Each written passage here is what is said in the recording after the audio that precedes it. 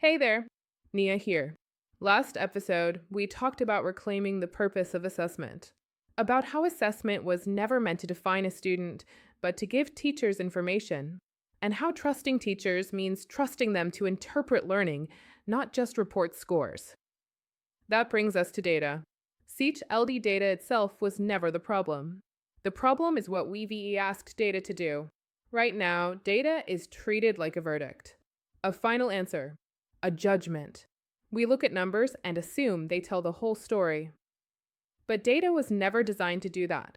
Data was meant to help teachers understand where learning is breaking down, not who failed, not who's behind, not who belongs in which category. When teachers look at data, they're not looking for a score to react to. They're looking for patterns. They're asking, what skill is missing? Where did understanding fall apart? What prerequisite wasn't solid yet? What does this student almost understand? Those questions matter. Seach LD, a single score can't tell you why a student struggled. A number won't tell you if the student misunderstood vocabulary, struggled with structure, lacked background knowledge, or froze under pressure.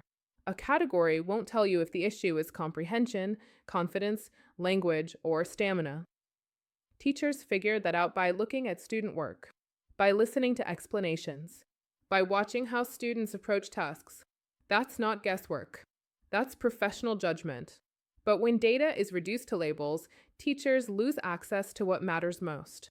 Instead of guiding instruction, data becomes a stopping point. The lesson stops. The conversation stops. The learning stops. Students are told what they are instead of shown what they can work on. And teachers are expected to respond to numbers without the context needed to teach effectively. Good data doesn't end a conversation. It opens one. It helps teachers decide what to reteach, what to reinforce, and what to move past. It helps prioritize instruction instead of starting over. It helps teachers respond thoughtfully instead of reacting emotionally. But that only works when teachers are trusted to interpret what the data is showing. Trusting teachers with data doesn't mean removing accountability. It means recognizing that data without interpretation is incomplete. Numbers need context.